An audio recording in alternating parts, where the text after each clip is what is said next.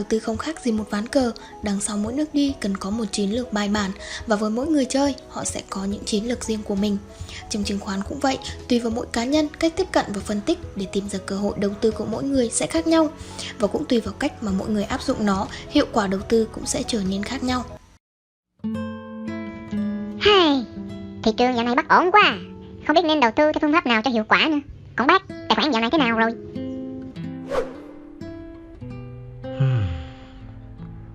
Còn cái nghiệp.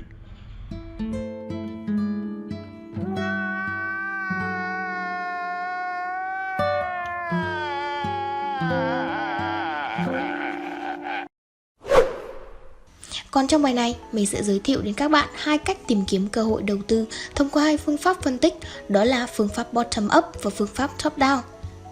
Phương pháp phân tích đầu tư top down, còn được gọi là phân tích từ trên xuống, là một cách tiếp cận đầu tư tập trung vào các yếu tố vĩ mô đến bao quát thị trường chung và sau đó đến ngành và doanh nghiệp. Nói cách khác, cách tiếp cận này đòi hỏi nhà đầu tư phải nhìn vào bức tranh toàn cảnh trước khi đưa ra quyết định đầu tư. Chẳng hạn như thời gian vừa qua, có nhiều đánh giá cho rằng giá dầu trên thế giới sẽ tăng cao trong năm nay. Với những thông tin này, nhà đầu tư sẽ có sự quan sát đâu là ngành sẽ hưởng lợi và đâu là ngành bất lợi. Qua đó, xác định được các doanh nghiệp chịu ảnh hưởng trực tiếp và có quyết định cho hoạt động đầu tư của mình. Vậy, cụ thể hơn, trong quá trình phân tích theo phương pháp này, đâu sẽ là yếu tố thường được các nhà đầu tư xét đến? Các yếu tố mà nhà đầu tư quan tâm đến đối với cách tiếp cận phân tích cổ phiếu theo phương pháp top down, thường nhà đầu tư sẽ quan tâm đến các yếu tố bao gồm: 1. Các yếu tố diễn biến địa chính trị. 2. Yếu tố chỉ số vĩ mô như tăng trưởng kinh tế hoặc GDP, cán cân thương mại, biến động của dòng tiền, lạm phát, lãi suất. 3. Giá cả các loại hàng hóa, nguyên vật liệu phục vụ các hoạt động kinh tế. 4. Các chính sách hoạch định của chính phủ đối với các hoạt động lĩnh vực kinh tế. Sau khi quan tâm đến các yếu tố mang tính vĩ mô này, nhà đầu tư sẽ xét đến các nhóm ngành và doanh nghiệp chịu tác động và đưa ra quyết định đầu tư.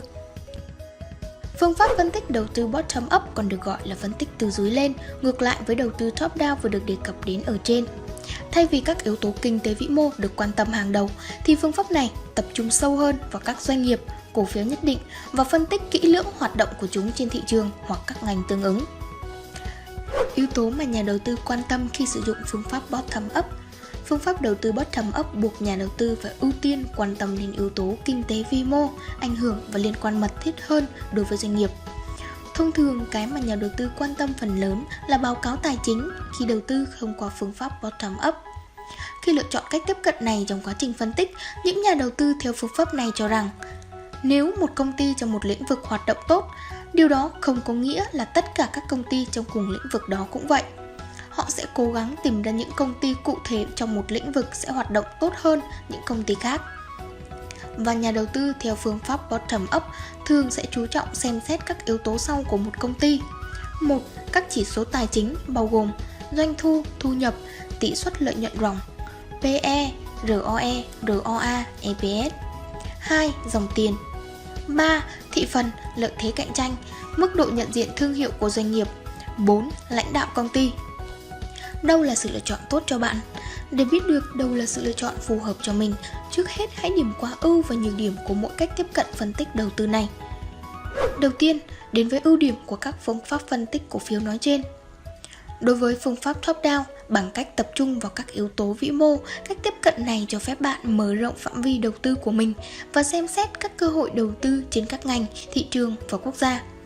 Phương pháp này không yêu cầu các bạn phải có kiến thức quá chuyên sâu về thị trường tài chính hoặc thị trường chứng khoán như đọc báo cáo tài chính. Đối với phương pháp bottom up, cách tiếp cận này có thể giúp bạn tìm thấy cơ hội đầu tư được định giá thấp, có tiềm năng lớn cho sự tăng trưởng và lợi nhuận trong tương lai. Tiếp theo đến với nhược điểm của các phương pháp phân tích cổ phiếu nói trên. Đối với phương pháp top down, cách tiếp cận này đòi hỏi nhà đầu tư phải có sự theo dõi sát sao với những diễn biến vĩ mô để không bỏ lỡ cơ hội đầu tư. Tuy nhiên, hiệu suất đầu tư cũng có thể sẽ dễ bị biến động khi có những thông tin mới từ thị trường, môi trường vĩ mô, yêu cầu nhà đầu tư phải có sự linh hoạt, thức thời.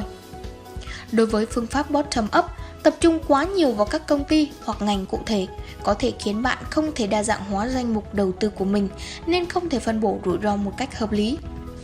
Đồng thời, phương pháp phân tích đầu tư bottom up cũng yêu cầu sự am hiểu sâu hơn về thị trường tài chính.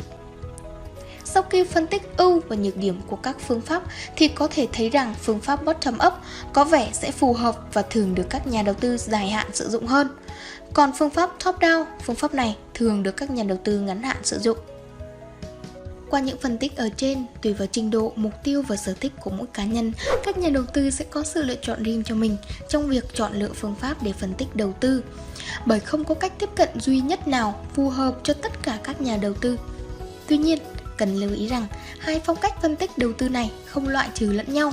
Thay vào đó, nhiều nhà đầu tư sẽ kết hợp cả hai phương pháp để hoạt động đầu tư được trở nên hiệu quả hơn. Cảm ơn các bạn đã xem video. Quỳnh Nhi xin chào và hẹn gặp lại.